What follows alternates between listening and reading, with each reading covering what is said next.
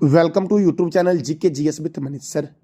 मेरे प्यारे दोस्तों, आज मैं आपको करवाऊंगा प्राचीन भारत से संबंधित महत्वपूर्ण ऑब्जेक्टिव प्रश्न और वन लाइनर। और दोस्तों, हमारा प्राचीन भारत का टॉपिक है मगध साम्राज्य, ईरानी आक्रमण और यूनानी आक्रमण। दोस्तों आइए शुरू करते हैं आज का हम अपना पहला प्रश्न। आज का हमारा पहला प्रश्न था कि सिकंदर के आक्रमण के समय सिकंदर के आक्रमण के समय उत्तर भारत में किधर दोस्तों, तो सिकंदर के आक्रमण के समय उत्तर भारत में निम्नलिखित राजवंशों में किस एक का शासन था? तो नंद वंश का शासन था। इसका आंसर क्या हो जाएगा दोस्तों? नंद वंश। दोस्तों, नंद वंश में कौन से शासक का शासन था सिकंदर के आक्रमण के समय उत्तर भारत में, अर्थात मगध साम्राज्य में? तो याद रखना, घनानंद दोस्तों। कौन था? घनानंद। नंद वंश की स्थापना किसने की थी? तो नंद वंश की स्थापना महापद्म नंद ने की थी। मौर्य वंश की स्थापना चंद्रगुप्त मौर्य ने की थी। दोस्तों, शुंग वंश और कण्व वंश की स्थापना किसने की थी? तो ये बताना है आपको कमेंट बॉक्स में। तो दोस्तों, यहाँ से एक और प्रश्न बनता है कि सिकंदर ने भारत पर आक्रमण जो किया हुआ कब किया? तो याद रखना, सिकंदर ने भारत पर आक्रमण किया था 326 बीसी में। कब किया मेरे लाल एवं लालियों? तो 326 बीसी में, 326 ईसा पूर्व में सिकंदर ने भारत पर आक्रमण किया था। हमारा अगला प्रश्न दोस्तों है, भारत में सिकंदर की सफलता निम्न कारणों से थी। भारत में सिकंदर सफल क्यों होता है? क्योंकि दोस्तों, सिकंदर एक अच्छा प्रशासक था और उसे आम भी दोस्तों, जो तक्षशिला का शासक था, उसने उसकी सहायता भी की थी, तो उसे देशद्रोही शासकों की सहायता मिली थी। तीसरा, उस समय भारत में कोई केंद्रीय सत्ता नहीं थी दोस्तों, उस समय भारत में कोई भी केंद्रीय सत्ता नहीं थी। दोस्तों देखो, सिकंदर जो भारत में आक्रमण करता है वो पश्चिम उत्तर इलाके से करता है। तो दोस्तों, उस तरफ दोस्तों भिन्न भिन्न राजवंश थे जो आपस में ही लड़ते रहते थे और अर्थव्यवस्था वहां पर कमजोर थी और अराजकता फैली हुई थी, जिसका लाभ सिकंदर ने उठाया और हिंदू कुश दर्रे को पार करके सिकंदर ने भारत पर आक्रमण किया। और सिकंदर की फौज जो थी वो बहुत ही बेहतर थी। तो इसका आंसर हो जाएगा डी, उपयुक्त सभी मेरे लाल एवं लालियों। मेरे लाल एवं लालियों, हमारा अगला प्रश्न है, प्राचीन नगर तक्षशिला निम्नलिखित में किसके बीच था? जो तक्षशिला नगर दोस्तों था, ये किसके बीच था? तो याद रखना, सिंधु और झेलम नदी के बीच था प्राचीन नगर तक्षशिला दोस्तों। मेरे प्यारे दोस्तों, हमारा अगला प्रश्न है, युद्ध भूमि में भारी संख्या में सैनिकों के मारे जाने अथवा आहत हो जाने के बाद किस भारतीय गण अथवा राज्य की स्त्रियों ने सिकंदर के विरुद्ध शस्त्र धारण किया था? मैंने क्या बोला? युद्ध भूमि में भारी संख्या में सैनिकों के मारे जाने अथवा आहत हो जाने के बाद किस भारतीय गण अथवा राज्य की स्त्रियों ने सिकंदर के विरुद्ध शस्त्र धारण किया था? तो याद रखना, अश्वक दोस्तों। अश्वक गण ने दोस्तों क्या किया था? तो वहां की महिलाओं ने दोस्तों सिकंदर के विरुद्ध शस्त्र धारण किया था। दोस्तों, हमारा अगला प्रश्न है, यूनानी आक्रमण से संबंधित निम्नलिखित में कौन सा कथन सत्य है? यूनानी दोस्तों, यूनान का सिकंदर था, तो यूनानी आक्रमण से संबंधित निम्नलिखित में कौन सा कथन सत्य है? मेरे प्यारे लाल एवं लालियों, आप एक बात याद रखना कि प्राचीन भारत में दोस्तों, भारत में दो विदेशी आक्रमण हुए थे। एक हुआ दोस्तों ईरानी आक्रमण, दूसरा हुआ था यूनानी आक्रमण। ईरानी आक्रमण जो हुआ था वो हकमनी वंश के द्वारा किया गया था और यूनानी आक्रमण जो किया गया था वो सिकंदर के द्वारा किया गया था। तो हमारा प्रश्न क्या है, यूनानी आक्रमण से संबंधित निम्नलिखित में कौन सा कथन सत्य है? तो देखो, पहला है, झेलम के युद्ध को हाइडेस्पीज का युद्ध कहते हैं। झेलम के युद्ध को क्या कहते हैं? हाइडेस्पीज का युद्ध कहते हैं या बितास्ता के युद्ध के नाम से जानते हैं। और दूसरा है आपका प्रथम यूनानी आक्रमण। दोस्तों, प्रथम यूनानी आक्रमण के समय तक्षशिला का शासक कौन था? आम्बी था, और आम्बी ने सिकंदर के सामने आत्मसमर्पण कर दिया था। तो एक और दो दोनों विकल्प दोस्तों सही होता है। इसका आंसर क्या हो जाएगा? एक और दो दोनों मेरे लाल एवं लालियों। मेरे प्यारे दोस्तों, हमारा अगला प्रश्न है, निम्नलिखित कथनों पर विचार कीजिए। दोस्तों, कथन है, सिकंदर विजित प्रदेश को अपने सेनापति नियाकस को सौंपकर भारत से लौट गया था। देखो दोस्तों, जब सिकंदर दोस्तों जा रहा था दोस्तों, सिकंदर की सेना ने व्यास रिवर को पार करने से मना कर दिया था। और दोस्तों, जब सिकंदर वापस लौट रहा था तो उस समय दोस्तों सिकंदर जो था दोस्तों वो 325 बीसी में स्थल मार्ग से वापस गया। और सिकंदर ने क्या किया? तो सिकंदर के जाने समय सिकंदर के कुछ सैनिक जो थे वो जल मार्ग से गए थे, यानी कि समुद्री मार्ग से गए थे। तो सिकंदर के जाने समय समुद्री मार्ग का सेनापति नियाकस था। तो पहला जो आपका है गलत है। देखो, सिकंदर जब चला गया तो अपने विजित प्रदेश को सेलुकस निकेटर को दिया था, न कि नियाकस को। नियाकस जो है वो सिकंदर के जाने के समय तो कुछ सेना जो थे वो जल मार्ग से गए थे, तो वही जल मार्ग का सेनापति जो था वो कौन था? तो नियाकस था। और सिकंदर का समुद्री सेनापति कौन था? नियाकस था। तो दोस्तों, दूसरा विकल्प सही होता है इसका। दोस्तों, केवल दो सत्य दोस्तों इसका है। तो सत्य क्या है दोस्तों? दूसरा, सिकंदर का समुद्री सेनापति कौन था? नियाकस। तो सिकंदर ने अपने विजित प्रदेश को किसके हाथों में देके गया? ये आप बताओ कमेंट बॉक्स में दोस्तों। सिकंदर दोस्तों भारत से गया था 325 बीसी में और आया था 326 बीसी में। दोस्तों हमारा अगला प्रश्न दोस्तों है, सिकंदर के गुरु का नाम क्या है? तो सिकंदर के गुरु का नाम है अरस्तु। अरस्तु के गुरु का नाम क्या है? प्लेटो। और प्लेटो के गुरु का नाम क्या है? सुकरात। फिर से बोल रहा हूं मैं, सिकंदर के गुरु का नाम क्या है? तो अरस्तु है, बी आंसर सही है। अरस्तु के गुरु का नाम क्या है? प्लेटो। और प्लेटो के गुरु का नाम क्या है? सुकरात। और चाणक्य किसके गुरु थे? तो चंद्रगुप्त मौर्य के गुरु थे चाणक्य या कौटिल्य। दोस्तों मेरे प्यारे दोस्तों हमारा अगला प्रश्न है, निम्नलिखित में सत्य कथन को चुनिए। कथन दोस्तों हमारा एक है, भारतीयों ने यूनानियों की छत्र प्रणाली और मुद्रा निर्माण की कला को ग्रहण किया था। सही दोस्तों है, भारतीयों ने यूनानियों से छत्र प्रणाली सीखी थी और मुद्रा निर्माण की कला को ग्रहण किया था। और दूसरा दोस्तों है कि भारत में गंधार कला का विकास जो हुआ था वो ईरानियों के द्वारा हुआ था। तो मेरे प्यारे लाल एवं लालियों, जब भारत में ईरानी आक्रमण हुआ था तो ईरानी आक्रमण के कारण जो भारत में प्रभाव पड़ा था वो पड़ा था कि समुद्री मार्ग की खोज हुई थी, विदेशी व्यापार को प्रोत्साहन मिला था, दाएं से बाएं लिखी जाने वाली खरोष्टी लिपि का विकास हुआ। मेरे दोस्तों ईरान की अरमाइक लिपि का प्रचार प्रसार हुआ था ईरानियों के आक्रमण से दोस्तों। और दोस्तों भारत में जो गंधार कला का विकास हुआ था वो याद रखना यूनानी के आक्रमण से हुआ था, यानी सिकंदर के आक्रमण से हुआ था। अर्थात मेरे लाल एवं लालियों, दूसरा विकल्प जो आपका है वो सही है। दूसरा कथन दोस्तों गलत है, सॉरी, दूसरा कथन गलत है और पहला सही है। इसका अर्थात इसका आंसर हो जाएगा ए। मेरे दोस्तों, मेरे प्यारे दोस्तों, हम अगले प्रश्न की ओर बढ़ते हैं। निम्नलिखित कथनों पर विचार करें। दोस्तों कथन हमारा है, डेरियस के काल में। दोस्तों डेरियस को ही बोला गया दारा प्रथम दोस्तों, जो ईरान के द्वारा आक्रमण किया गया था डेरियस द्वारा। डेरियस प्रथम या दारा प्रथम दोस्तों, जिन्होंने भारत पर आक्रमण करने में सफलता प्राप्त की थी ईरानियों के द्वारा दोस्तों। तो डेरियस के काल में भारत के पश्चिमोत्तर भाग का विलय हखमनी साम्राज्य में हो गया था। सही बात दोस्तों है, हखमनी साम्राज्य की स्थापना साइरस द्वितीय के द्वारा की गई थी। और साइरस द्वितीय दोस्तों ये 358 बीसी में ईरानी साम्राज्य का शासक बना था। और इसकी मृत्यु के बाद कैम्बिसेस द्वितीय इसका पुत्र था वो बना। और कैम्बिसेस द्वितीय के बाद दोस्तों दारा प्रथम या डेरियस प्रथम बनता है, जिसने दोस्तों भारत पर आक्रमण करने में सफलता प्राप्त की। और दोस्तों 516 बीसी में गंधार को जीत लिया और ईरानी साम्राज्य या फारसी साम्राज्य में मिलाकर के 20वां प्रांत बनाया था। तो दोस्तों पहला सही आपका है, कथन ए सही है। दोस्तों अब यह जो साम्राज्य में विलय हुआ, गंधार विलय हो गया ईरानी साम्राज्य में। देखो कथन आर क्या है, तो इस क्षेत्र में अनेक छोटे छोटे रजवाड़े थे जो स्वतंत्र थे और आपस में लड़ते रहते थे। तो दोस्तों मैंने स्टार्टिंग में ही आपको बताया था कि भारत में जो विदेशी आक्रमण हुआ था उसका कारण क्या था। तो देखो छोटे छोटे क्षेत्र कंबोज थे, गंधार थे और मद्र थे, ये आपस में विभक्त थे। और इसी का फायदा किसने उठाया था? तो इसी का फायदा दोस्तों किसने उठाया? तो विदेशी आक्रमणों ने उठाया था, विदेशी शासकों ने उठाया था। तो दोस्तों यहाँ से क्या प्रश्न बनता है कि अनेक छोटे छोटे रजवाड़े जो थे वो स्वतंत्र थे और आपस में लड़ते रहते थे, इसका फायदा उठाया और डेरियस ने क्या किया तो डेरियस ने दोस्तों पश्चिमोत्तर भारत के भाग को हखमनी साम्राज्य में विलय कर लिया था। अर्थात दोस्तों इसका आंसर हो जाएगा ए और आर दोनों सही है और आर ए का सही स्पष्टीकरण है। आर किसका सही स्पष्टीकरण है? तो ए का सही स्पष्टीकरण कौन है? तो आर है दोस्तों, याद रखना। 9 का आंसर क्या हो जाएगा? ए है मेरे प्यारे दोस्तों। मेरे प्यारे दोस्तों हम अगले प्रश्न की ओर बढ़ते हैं।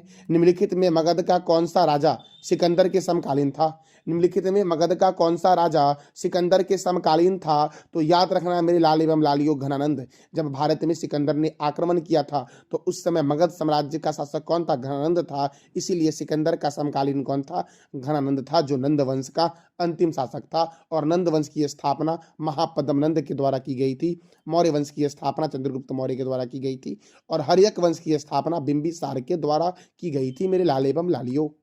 मेरे प्यारे दोस्तों हम आगे बढ़ते हैं। हखमनी शासकों का संबंध किस देश से है? हखमनी शासकों का संबंध दोस्तों किस देश से है? तो किससे है? याद रखना दोस्तों फारस से है। फारस हो गया, फारस कर लेना, शुद्ध क्या है? फारस। तो दोस्तों फारस अर्थात ईरानियों से दोस्तों है हखमनी शासकों का संबंध दोस्तों।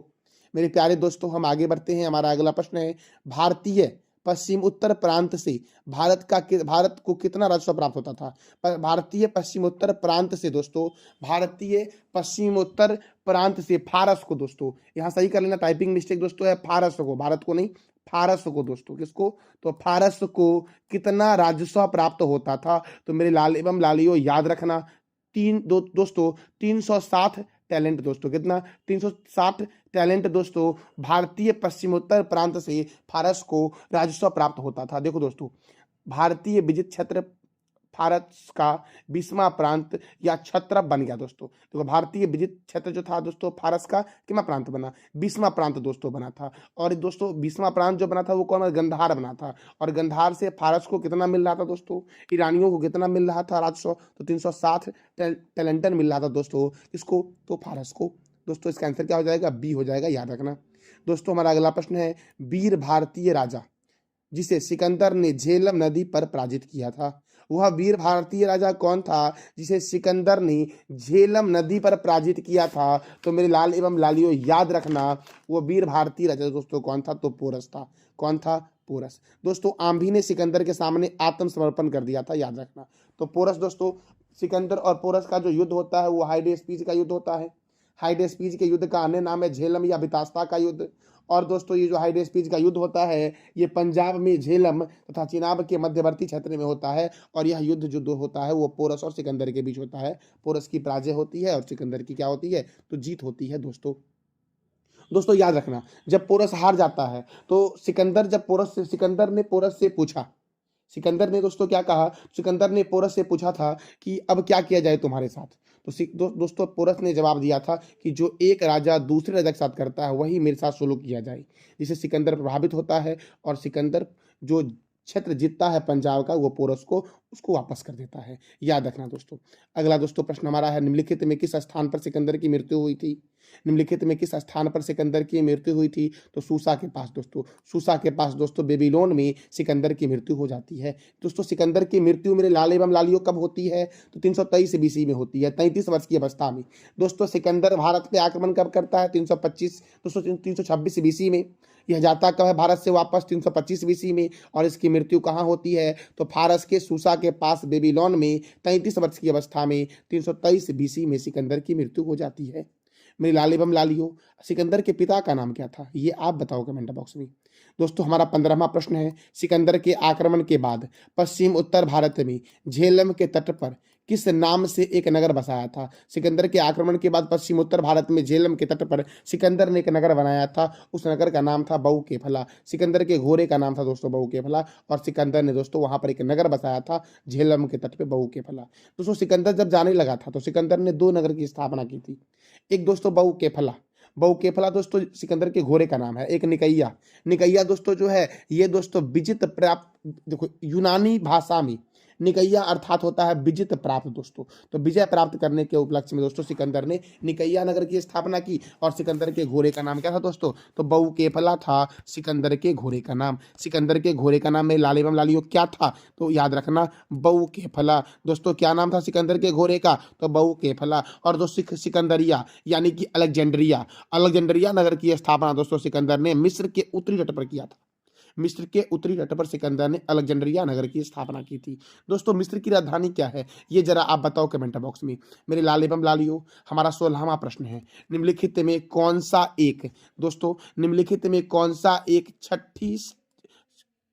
दोस्तों निम्नलिखित में कौन सा एक ईसा पूर्व 6ठी शताब्दी के आरंभ में भारत का सर्वाधिक शक्तिशाली राज्य था। निम्नलिखित में से कौन सा एक ईसा पूर्व 6ठी शताब्दी में, तो 6ठी शताब्दी के आरंभ में भारत का सर्वाधिक शक्तिशाली राज्य कौन था, तो गंध दोस्तों कंबोज मगध था। कौन था दोस्तों, मगध। मगध की राजधानी क्या थी दोस्तों प्रारंभिक वाली, तो राजगिरी या गिरिवर्ज थी मेरे लाल एवं लालियों। हमारा अगला प्रश्न है, मगध की प्रारंभिक राजधानी कौन सी थी, तो मैंने तुरंत बोला ना, राजगिरी थी दोस्तों। क्या थी मगध की प्रारंभिक राजधानी, तो राजगिरी थी मगध की प्रारंभिक राजधानी दोस्तों अजात शत्रु किस राजवंश से संबंधित थी, अजात शत्रु दोस्तों किस राजवंश से संबंधित थे, तो हर्यक वंश से संबंधित थे अजात शत्रु। अजात शत्रु कौन से वंश से संबंधित थे, याद रखना दोस्तों हर्यक वंश। और मेरे लाल एवं लालियों जरा आप बताओ कमेंट बॉक्स में कि हर्यक वंश की स्थापना किसने की थी, ये आपको बताना है कमेंट बॉक्स में दोस्तों।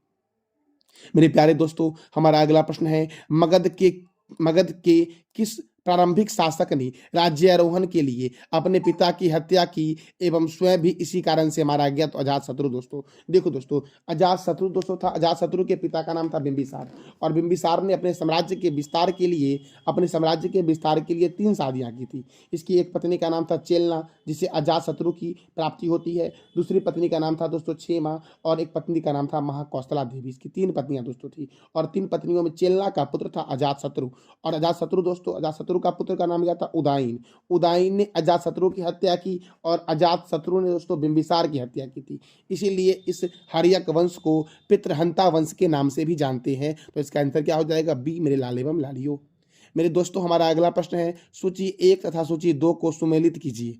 सूची 1 तथा सूची 2 को सुमेलित कीजिए और नीचे दिए गए कोड से सही उत्तर चुनिए। तो मेरे प्यारे लाल एवं लालियों, आप याद रखना मेरे दोस्तों, देखो एक तरफ दिया गया है प्राचीन जनपद और एक तरफ दिया गया राजधानी। तो कुरु की राजधानी दोस्तों क्या थी? तो कुरु की राजधानी दोस्तों थी इंद्रप्रस्थ। कुरु की राजधानी क्या थी मेरे लाल एवं लालियों? तो इंद्रप्रस्थ। एक का हो जाएगा 4, एक का 4। दोस्तों पांचाल, पांचाल दोस्तों, पांचाल की कैपिटल क्या थी? तो मेरे दोस्तों याद रखना, पांचाल की कैपिटल थी अहिछत्र। मेरे दोस्तों अब देखो दोस्तों, पांचाल की कैपिटल क्या थी? अहिछत्र थी। मेरे दोस्तों अब याद रखना मेरे भाइयों। अब देखो, तो कौशल दोस्तों, कौशल की राजधानी क्या थी मेरे लाल एवं लालियों? तो कौशल की राजधानी थी श्रावस्ती और वत्स की राजधानी क्या थी? तो कौशाम्बी थी। तो दोस्तों आप इसमें से ऑप्शन चुनते हैं। दोस्तों ए का क्या हो जाएगा? 4 हो जाएगा। ए का दोस्तों 4 बी में भी है और डी में भी है। दोस्तों बी का क्या हो जाएगा? 3 हो जाएगा दोस्तों। देखो तो बी का 3 दोस्तों, देखो बी का 3 है यहाँ पर और बी का यहाँ क्या दिया गया? 2। इसका आंसर क्या हो जाएगा दोस्तों? तो बी हो जाएगा। यानी कि कुरु की राजधानी क्या थी दोस्तों? इंद्रप्रस्थ थी। पांचाल की राजधानी क्या थी दोस्तों? थी अहिछत्र थी। कौशल की राजधानी क्या थी? श्रावस्ती थी। और वत्स की राजधानी क्या थी मेरे लाल एवं लालियों? तो कौशाम्बी थी, याद रखना।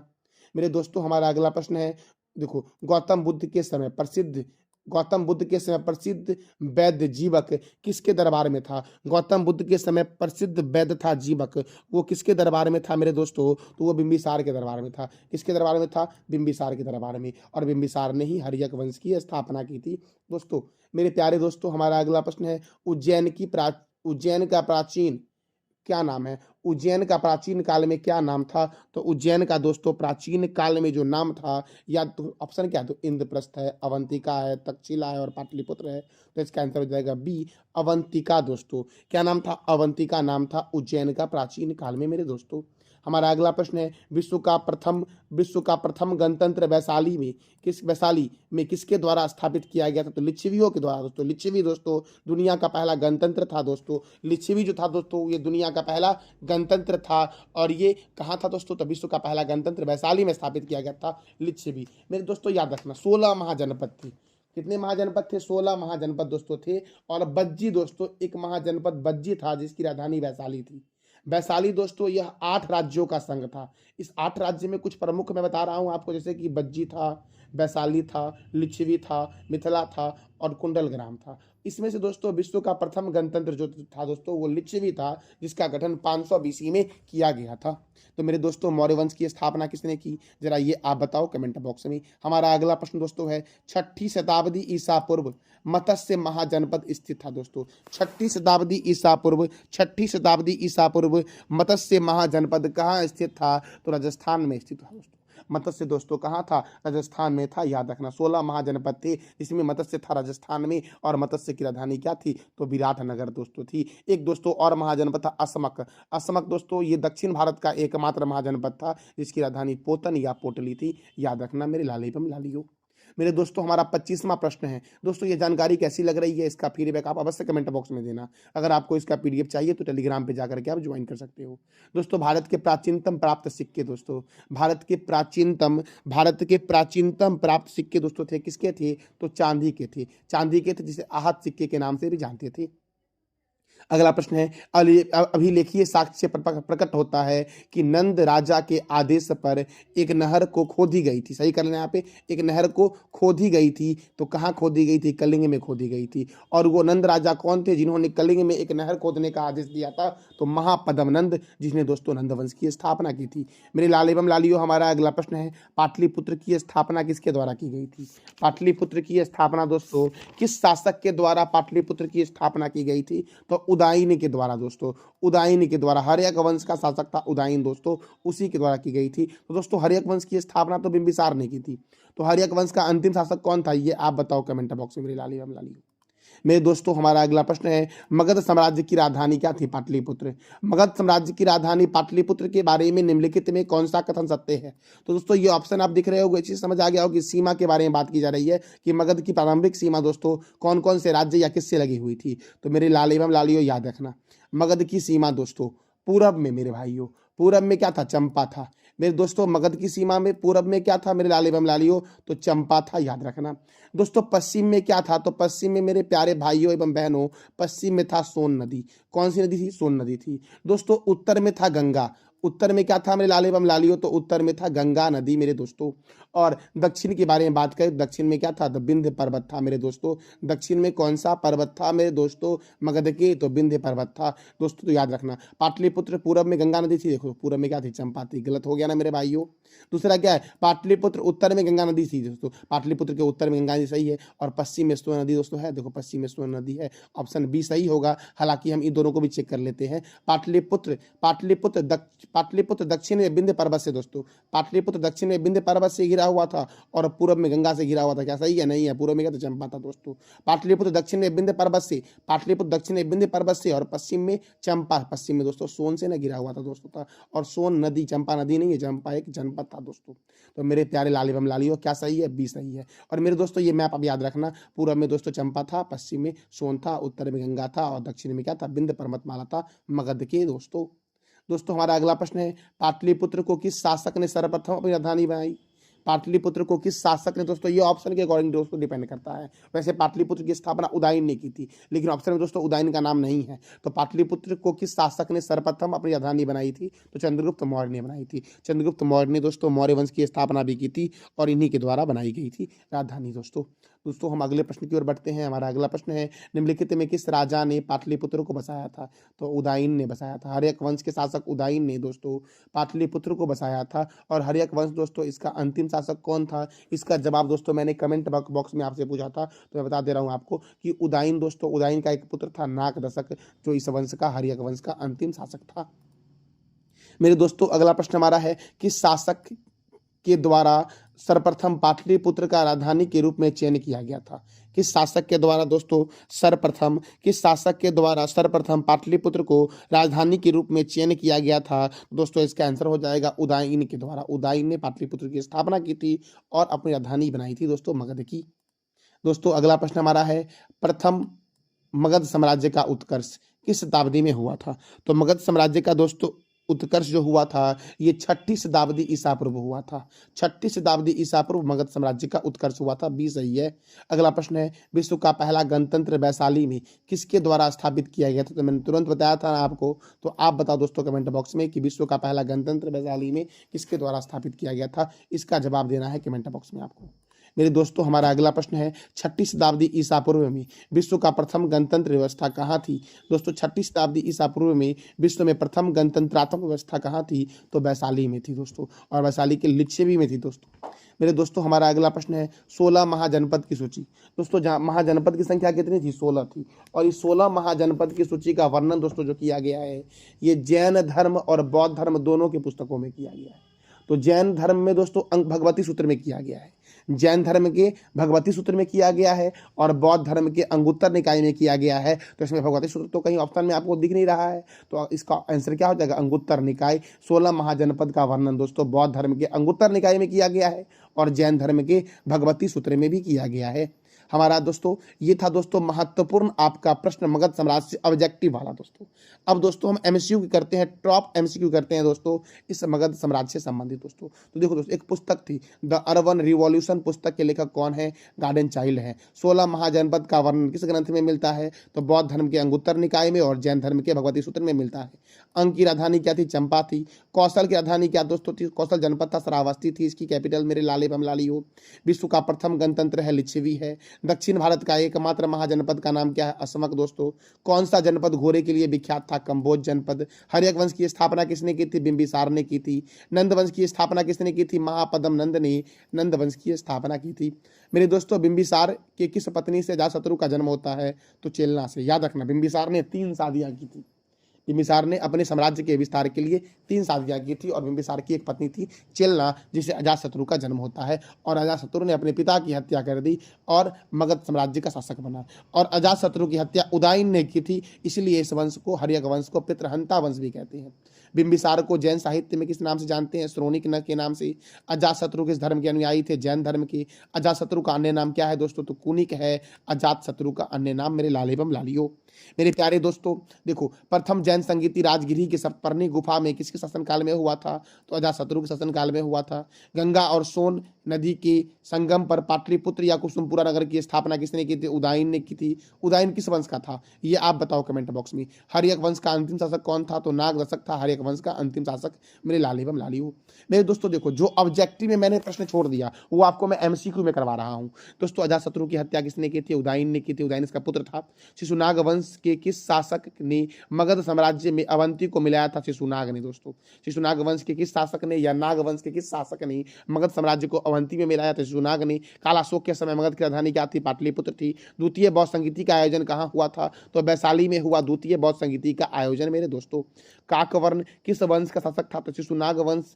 दोस्तों, काकवर्ण शिशुनाग वंश का शासन था, शासक था। शिशुनाग वंश का अंतिम शासक कौन था? नंदीवर्धन था। कालाशोक को उसकी राजधानी पाटलिपुत्र में घूमते समय किसने चाकू मारकर हत्या कर दी थी? तो महापद्मनंद ने, मेरे लाल एवं लालियो। किस पुस्तक के अनुसार काकवर्ण को अपनी राजधानी पाटलिपुत्र में घूमते समय महापद्मनंद ने चाकू मारकर हत्या कर दी थी? तो बाणभट्ट ने। दोस्तों, बाणभट्ट की पुस्तक के अनुसार। दोस्तों, और बाणभट्ट की पुस्तक का नाम क्या है? ये आप बताओ कमेंट बॉक्स में। मेरे दोस्तों, किस शासक को क्षत्रियों का नाशक के नाम से जानते हैं और या दूसरे परशुराम का अवतार कहते हैं? तो महापद्मनंद को क्षत्रियों का नाशक और दूसरे परशुराम के अवतार के नाम से जानते हैं। दोस्तों, हमारा 26वां एमसीक्यू है, मगध साम्राज्य के किस शासक ने कलिंग से जैन प्रतिमा जिनसेन को छीनकर मगध में स्थापित किया था? तो मगध महापद्मनंद ने। दोस्तों, नंद वंश का अंतिम शासक कौन था? तो घनानंद था। दोस्तों, घनानंद किसके समकालीन था? सिकंदर के समकालीन था घनानंद। सिकंदर के आक्रमण के समय सिकंदर का आक्रमण पश्चिम उत्तर भारत में कब हुआ था? 326 बीसी में दोस्तों सिकंदर का आक्रमण हुआ था और सिकंदर हिंदुकुश दर्रे को पार करके भारत में आया था। सिकंदर के आक्रमण के समय मगध पर किस राजवंश का शासन था? तो नंद वंश का था। सिकंदर के आक्रमण के समय मगध का शासक कौन था? तो घनानंद था। दोस्तों, सिकंदर के आक्रमण के समय मगध का शासक कौन था? घनानंद। दोस्तों, हखमनी वंश की स्थापना किसने की थी? सारस द्वितीय ने की थी। दोस्तों, हखमनी साम्राज्य की स्थापना ये ईरानी वंश दोस्तों है और ईरानियों का आक्रमण प्राचीन भारत में सबसे पहले भारत में होता है। मेरे दोस्तों, भारत पर आक्रमण करने में सफलता किस ईरानी शासक ने प्राप्त किया था? तो दोस्तों, दारा प्रथम या डेरियस प्रथम ने किया था। दोस्तों, याद रखना, डेरियस प्रथम। दोस्तों, टाइपिंग मिस्टेक है यहाँ पर। डेरियस प्रथम ने भारत के किस क्षेत्र को अपना 20वां प्रांत बनाया था? तो गंधार को। दोस्तों, ईरानी साम्राज्य का अंतिम शासक कौन था? तो दारा तृतीय था। ईरानी साम्राज्य का अंतिम शासक का नाम क्या था? दारा तृतीय। दोस्तों, और दारा तृतीय और यूनानी शासक सिकंदर के बीच गौगा मेला का युद्ध कब हुआ था? तो 331 बीसी में दारा प्रथम और सिकंदर के बीच एक युद्ध हुआ था गौगा मेला का, जिसमें दारा प्रथम पराजित होता है और यूनानी शासक सिकंदर ने ईरानी साम्राज्य पे अधिकार कर लिया। सिकंदर के पिता का नाम क्या था? फिलिप द्वितीय। सिकंदर की माता का नाम क्या था? ओलंपियास। दोस्तों, और सिकंदर ने भारत पर कब आक्रमण किया? तो इसका जवाब आप दो दोस्तों कमेंट बॉक्स में कि सिकंदर ने भारत पर आक्रमण कब किया था। मेरे दोस्तों, हमारा अगला दोस्तों प्रश्न है कि तक्षशिला के किस शासक ने सिकंदर के सामने आत्मसमर्पण कर दिया और आगे सहयोग का वचन दिया? तो आम्भी ने। दोस्तों, सिकंदर की सेना किस नदी को पार करने से मना कर दी? तो ब्यास नदी को पार करने से सिकंदर की सेना ने मना कर दी थी। सिकंदर जीता हुआ प्रदेश को किसके हाथों में सौंप कर 325 बीसी में स्थल मार्ग से वापस चला गया? तो सेल्यूकस निकेटर को दोस्तों सौंप कर सिकंदर जो है वो 325 बीसी में वापस चला गया था, मेरे लाल एवं लालियो। कब गया सिकंदर दोस्तों भारत से वापस? तो 325 बीसी में सिकंदर जो है ये भारत से वापस चला गया और अपना जीता हुआ प्रदेश दोस्तों किसको दे दिया था? तो सेल्यूकस निकेटर को अपना जीता हुआ प्रदेश दे दिया। दोस्तों देखो दोस्तों, सिकंदर जाने समय दो नगर की स्थापना की थी। एक नगर था निकैया और एक नगर था बहुकेफला। बहुकेफला इसके घोड़े का नाम था और निकैया मतलब विजय प्राप्त के उपलक्ष्य में सिकंदर ने निकैया की स्थापना की। सिकंदर की मृत्यु दोस्तों 323 बीसी में 33 वर्ष की अवस्था में बेबीलोन में हुई थी, अर्थात फारस के सूसा के पास बेबीलोन में सिकंदर की मृत्यु हो गई थी। और सिकंदर के जाने समय समुद्री मार्ग का सेनापति कौन था? ये आप बताओ दोस्तों कमेंट बॉक्स में। दोस्तों एक और प्रश्न बनता है कि सिकंदर के आक्रमण के समय भारत में कुल 28 स्वतंत्र जनपद थे, मेरे लाल एवं लालियों। तो मेरे प्यारे दोस्तों ये था हमारा टॉपिक प्राचीन भारत का ईरानी आक्रमण, यूनानी आक्रमण और मगध साम्राज्य। दोस्तों इसका फीडबैक अवश्य कमेंट बॉक्स में देना कि ये जानकारी आपको कैसी लगी, और जानकारी मेरे लाल एवं लालियों अच्छी लगी तो चैनल को लाइक करें, शेयर करें और सब्सक्राइब करें। थैंक यू सो मच मेरे प्यारे दोस्तों।